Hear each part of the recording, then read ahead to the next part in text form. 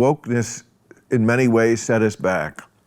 There's an interesting thing about the woke culture thing that a friend of mine who's a psychologist told me, that this is an interesting comparison, because I understand the need for the progress. I've always loved on your show when you talk about celebrating the progress. We don't take the time to do that, to celebrate it. But in the wokeness sense, there's things about when woke goes off the rails, it's when they lean towards being a cult themselves.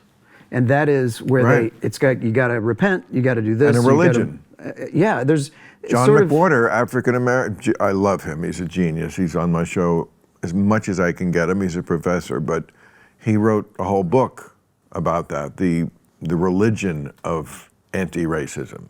Right. You know, there's an original sin, you know, you're born with whiteness, and, you know, I mean, we went to such a ridiculous place with this. I felt like, look, we're always in a process of healing, but like Obama was a truly great moment. Did it solve everything? Of course not. But could we just, you know, if we just like stayed with what he was saying. He became a star in 2004 at the Democratic Convention when he made the big speech. Now it's somewhat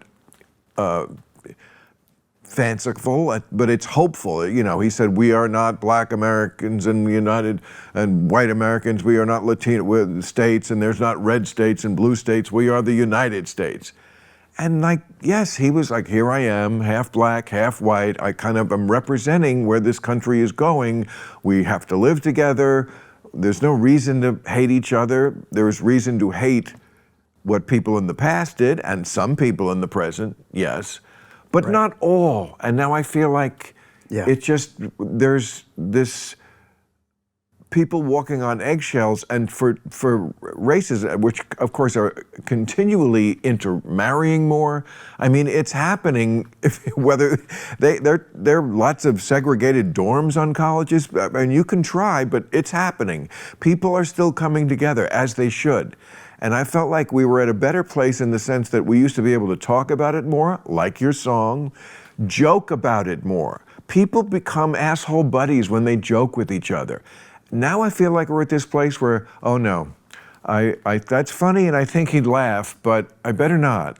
Right, and I think because if it goes wrong, I definitely think that's the path forward for all of us, is finding the humor and the forgiveness, and that's got to happen. I mean, as I look at, like I've talked about, I said this to some friends of mine about, you know, when it comes to trans rights and people trying to become more accepted, they're missing the Modern Family moment. They're missing that thing where, because I came from West Virginia. I did not know a single person who was out of the closet in West Virginia, but before I moved to Tennessee, not one.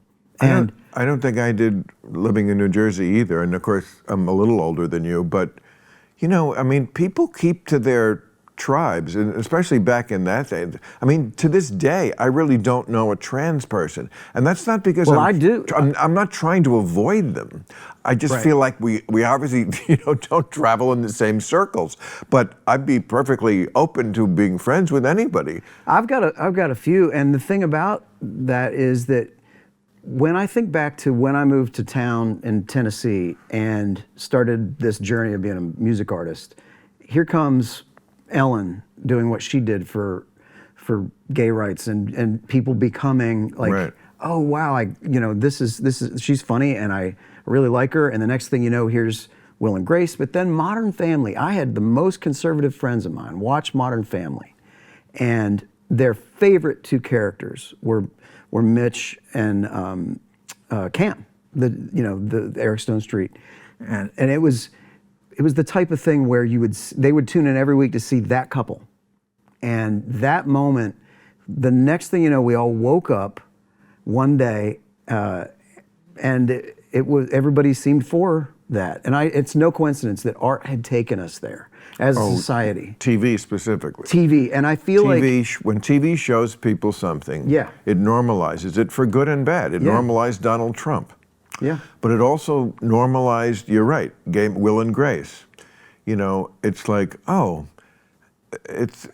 and this is interesting that, you know, your friends would relate most to the gay characters, which tells me your friends are probably gay. I'll let them know.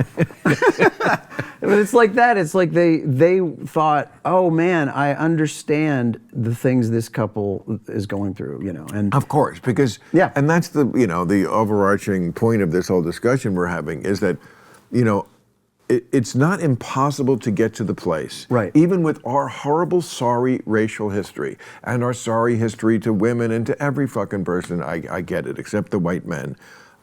It's not impossible to get to a place now where we recognize we actually have more in common.